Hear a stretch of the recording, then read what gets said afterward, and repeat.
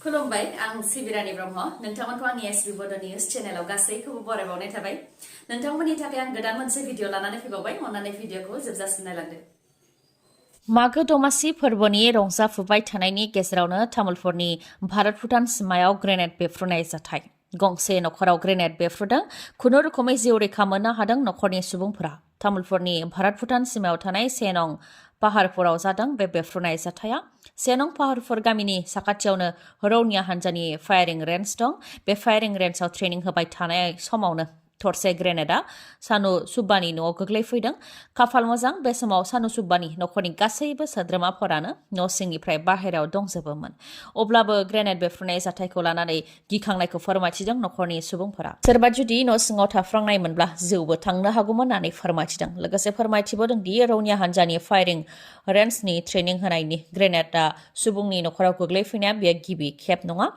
बेनि सिगांबो गोबां नखराव गोग्लैफैखांबाय बेनिखायनो रौनिया हान्जाया जाहाथे बे गामि खाथियाव ट्रेनिं लाया बेनि थाखायबो गोबां खेब बुंथिनाय जादोंमोन होननानै फोरमायथिदों नाथाय गामिनि रायजो राजाफोरनि खोथाखौ मानियाखै होननानैबो फोरमायथिदों बे खेबावबो 15,000 रां जासिफैदोंमोन नाथाय बे रांखौ नाङा जिउ रैखाथिसो नांगौ होननानै बुंथिदों रायजो राजा आरो नखरनि सुबुंफ्रा आरो रौनियाया ट्रेनिं होग्रा जायगाखौ गुबुनाव जाहाथे लाङो बेनि थाखाय प्रशासनखौ खावलायबोगासिनो दं मानोना सिगांनि समावबो ट्रेनिं होनायाव बमा गोरोन्थियै न'आव गोग्लैफैनायजों सुबुंनि जिउ गोमाखांबाय लोगोसे मोसौनिबो जिउ खहा जाखांबाय होननानै फोरमायथिदों आरो बे खेबाव गोग्लैफैनाय बमाबो 15 केजि लिरथायनिमोन जुदि सुबुंनि सेराव गोग्लैनायमोनबा रावबो जिउ रैखा मोननो हानाय नङामोन होननानै गिखांनायखौ फोरमायथिदों नखरनिजों लोगोसे ओनसोलनि रायजो राजाफ्रा तेनजिं बड'सा बिथांनो आसाम गौरब बान्था होनो थाखाय फोसावबाय उदालगुरि जिल्लानि डिमाकुसि हालामनि मुंदांखा अर्गेनिक साहा आबादारि तेनजिं बड'सानो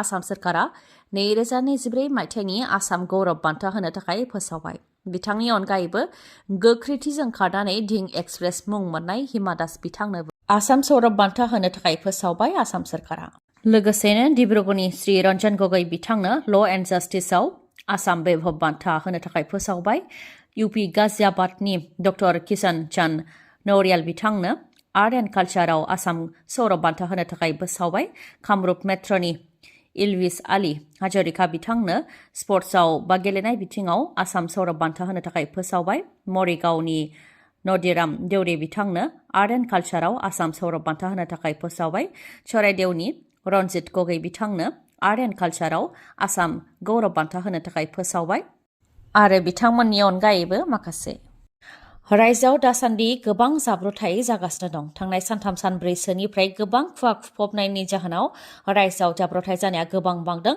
फारसेथिं जाब्रबथाय जानायखौ खम खालामनो थाखाय लावखार ओंखाम जानायफोरनि थाखाय आरो गारि सालायग्राफोरनि थाखाय गोबां नेमखान्थि फोसावदोंब्लाबो जाब्रबथाय जानायखौ रायजोआव होबथानो हायाखै गोबां जाब्रबथाय जानायफोरनि मादाव हाइलाकान्दिनि खाथाखालाव मोनसे गिथावना लामानि जाब्रबथाय जादों लावखार ओंखाम जानो थांनाय गंसे मिनि बासआ गुबुन गंसे गारिजों गोख्रोङै सौग्रावलायदों जायजों मिनि बासआ हाखराव गलांदों बे जाब्रबथायजों 24 सुबुङा जोखोम जानो गोनां जादों आरो जोखोम जानायफोरनि मादाव 10 गाज्रि जोखोम जादों जोखोम जानायफोरखौ फाहामथायनि थाखाय सिलचर मेडिकेल कलेज एन्ड हस्पिटालाव थिसननो गोनां जादों बासआव थानाय सुबुंफोरनि मादाव बांसिनानो फरायसाफोरमोन होननानैबो मिथिहोदों बे जाथायनि अनगायैबो गंसे पुलिसनि गारियाबो बेलथायदों ड्राग्स थानायनि सन्देह खालामनानै गंसे I-20 गारिखौ होसोदोंमोन गलाघाट थानानि पुलिसआ बेयावनो पुलिसनि गारिया बेलथायहैदों जायजों गलाघाट थानानि असि जितमणि देकाजों लोगोसे 3 कनस्टेबल तपन गगৈ श्रीमन्त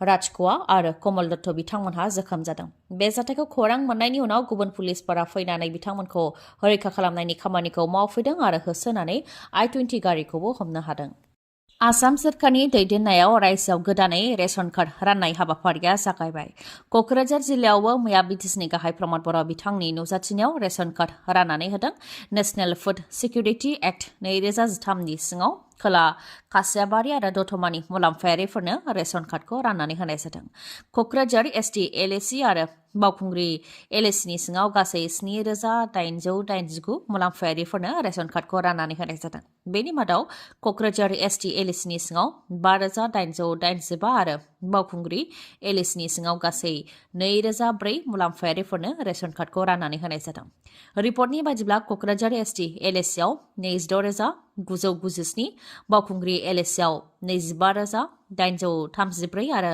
दतमा एलएसियाव 31,885 मुलाम्फायारिफोरा रेशन कार्डखौ मोननो हागोन। मन्त्रि उरखावगोरा ब्रह्म बिथाङाबो बाक्सानि मसलपुराव रेशन कार्ड राननाय हाबाफारियाव बाहागो लादों। 8,956 मुलाम्फायारिफोरनो रेशन कार्डखौ राननानै होनाय जादों आरो बाक्सा जिल्लायाव गासै 8,000निबो गोबां मुलाम्फायारिफोरा रेशन कार्डखौ मोननो हागोन होननानै फोरमायथिदों आरो दिनै सालबारियाव रेशन कार्डखौ रानगोन आरो बेबायदिनो आसामनि दाब दाब जायगाफोराव रेशन कार्ड राननायनि हाबाफारिया जागायबाय आरो आसामनि गासै 42 लाखनिबो गोबां मुलाम्फायारिफोरा रेशन कार्डखौ मोननो हागोन। रायजोनि माखासे जिल्लाफोराव खुवा खुफबनायजों लोगोसे बारहुंखा बारनाय आरो मोफ्लामनाय जानो हागौ। भारतनि बोथोर बिगियाना बोथोरखौ लानानै माखासे सांग्रांथि फोसावदों। बेनि मादाव सनितपुर, बिश्वनाथ, लखिमपुर, धेमाजि, शिबसागर, चराइदेव, डिब्रुगड़ आरो तिनसुकिया जिल्लायाव दिनै बारहुंखा बारनो हागौ, मोफ्लामनाय जानो हागौ। बिटिआरनि जिल्लाफोरनि मादाव क'क्राझार जिल्लानि माखासे ओनसोलाव गोबां खुवा खुनाय जानो हागौ। 17 जानुवारिनि उनाव 18, 19 आरो 20 जानुवारियाव बोथोर गाज्रि जानो हागौनि जेबो सांग्रांथि गैया। बाक्सा, उदालगुरि आरो चिरां जिल्लायावबो बोथोर गाज्रि जानो हागौनि जेबो सांग्रांथि गैया। नाथाय बङाइगावआव दिनै गोबां खुवा खुनायनि सांग्रांथि दङ। बेनि उनाव बोथोर गाज्रि जागोननि जेबो सांग्रांथि गैया। फेरेंगाया हाग्रामा महिलारिनि सायाव गाज्रि सोदोब बाहायनायनि सायाव बिपिएफनि दैदेनगिरिनि फिननाय। फेरेंगाया जेरैबायदि सोदोब बाहायो बेफोरखौ लावखारफोरासो मोसौ गुमनायाव बाहायो। बिटिसिआ मा बेखौनो फेरेंगाया मिथिया। बे खोथाखौ बुंथिदों बिपिएफनि दैदेनगिरि प्रहलाद बसुमतारिया। फोरमायथिनो गोनांदि फेरेंगाया हाग्रामा महिलारिखौ जाम्बा, खिग्रमा बायदि आरजाथावै सोदोबफोर बाहायनानै सोंखारिबोनायखौ नुनो मोनबोदों। बेनि सायावनो बिपिएफनि दैदेनगिरि प्रहलाद बसुमतारिया फिननायखौ होदों। बिथाङा बुंथिदों दि बेफोरबायदि सोदोबखौ लावखारफोरासो मोसौ गुमनायाव बाहायो आरो फेरेंगाया गुनगोनां दैदेनगिरि नङा। सासे आरो रायजो राजाजों जानायनि खुगायाव बेफोरबायदि गाज्रि सोदोब ओंखारथावा होननानै बुंथियो बिथाङा। लोगोसे बुंथिबावोदि बिटिसिआ मा बेखौनो फेरेंगाया मिथिया। हाग्रामा महिलारिया बड'फा उपेन्द्रनाथ ब्रह्मनि समनिफ्रायनो नांबोदों आरो गावनि दैदेननायजों बिटिसि गोरोबथा खालामदों, जेराव 4 जिल्ला लाबोनानै सिमाखौ थिग खालामदोंमोन आरो बिटिसिखौ 17 बोसोर सालायदों। जाय दैदेनगिरिया एसेबां गेदेर गोरोबथा खालामनानै रायजो राजाफोरखौ बेंबोदों, साख्रि होदों, खामानि होदों, फरायनो खाबु होदों, बिथांखौ जुदि जाम्बा बुङोबा रायजो राजाया बुजिनो हानाय गोहो दङ होननानैबो बुंथियो प्रहलाद बसुमतारिया।